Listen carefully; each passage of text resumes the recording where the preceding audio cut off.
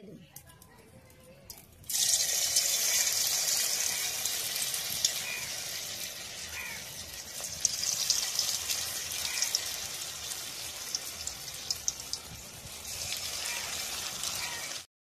बंधुरा चले आसलाम नतून एक भिडियो निये।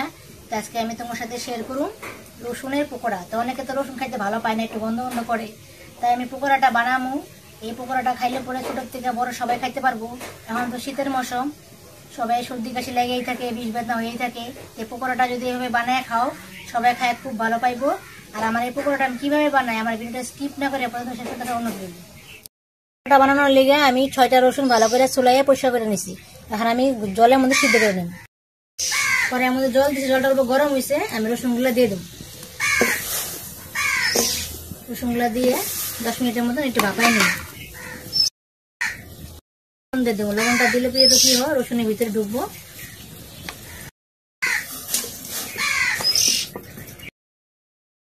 বন্ধুরা আমার রসুনটা সিদ্ধ হইতে হইতে আমি চাইলে ডাল মিষ্টি ডাল ভিজাই রাখছিলাম, বাইটা নেবো। আর 2টা কাঁচা লঙ্কা বাইটা নেব।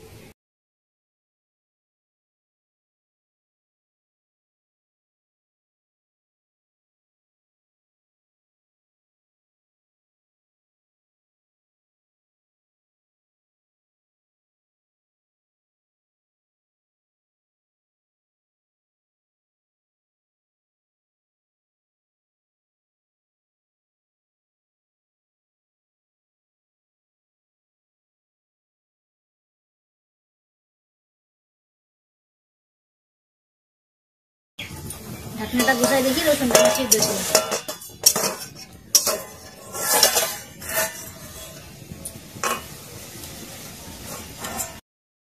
রসুনটা আমার সিদ্ধ হয়েছে, খুব একটা সিদ্ধ করুন না, হালকা সিদ্ধ করলেই হয়ে যাবে। এখন আমি নামাই ফেলাম।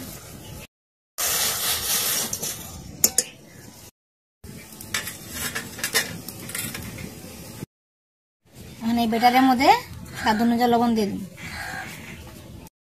অল্প একটু হলুদ গুঁড়া দিয়ে দিন, অল্প একটু কালো জিরা দিয়ে দিন, অল্প জল দিয়ে গুলে নিন। খুব একটা পাতলা করুন না, বেটারটা যাতে একটু ঘন হয় এরকম করে গুলাই নিন।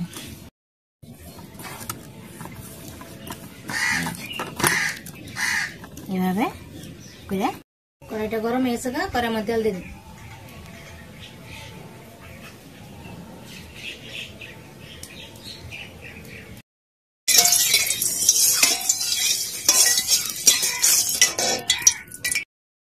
রসুনগুলা সব বেটারের মধ্যে দিয়ে নিন।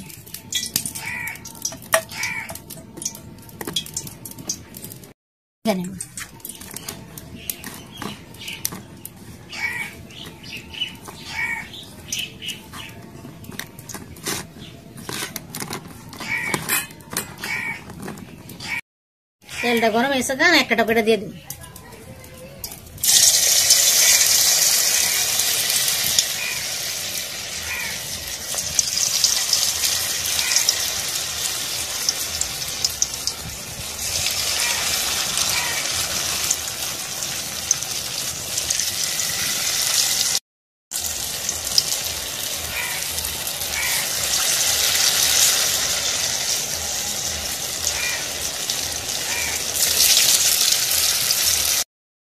বন্ধুরা আমার এক পিঠ ভাজা হয়েছে, উল্টাই নিমু। এইভাবে উল্টায় পুল্টায় ভালো করে লাল করে বড়াগুলা ভাজা নিমু। তোমরা বাড়িতে এভাবে বানায় খায় দেখো, খুব স্বাদ লাগে। আর বৃষ্টির দিনে কি আর ঠান্ডার দিনে কি রসুনের চপ খাইলে সর্দি কাশিও কমে, বিষ বেদনাও কমে, খাইতে খুবই স্বাদ লাগে। বন্ধুরা দেখো আমার বড়াগুলা কি সুন্দর লাল করে মুচমুচে ভাজা হয়েছে। এখন আমি নামাই ফেলাম। এখন এইভাবে যদি বড়া বানায় তোমরা চার সাথে খাও কিংবা ভাতের সাথে খাও তাও ভালো লাগে। বাজারে কিনতে গেলে তো একটা 10 টাকা করে লাগে, 20 টাকা যদি তোমরা রসুন এনে বাড়িতে বানায় খাও সকালে মিলিয়ে খেতে পারবা, খায় খুবই স্বাদ লাগে। আর অনেকের যদি তুমি এইভাবে বড়া বানায় দাও কেউ ধরতেই পাবো না এটা রসুনের বড়া, খায় খুবই টেস্টি, শরীরের লেগেও ভালো, বিষ বেদনার লেগেও ভালো।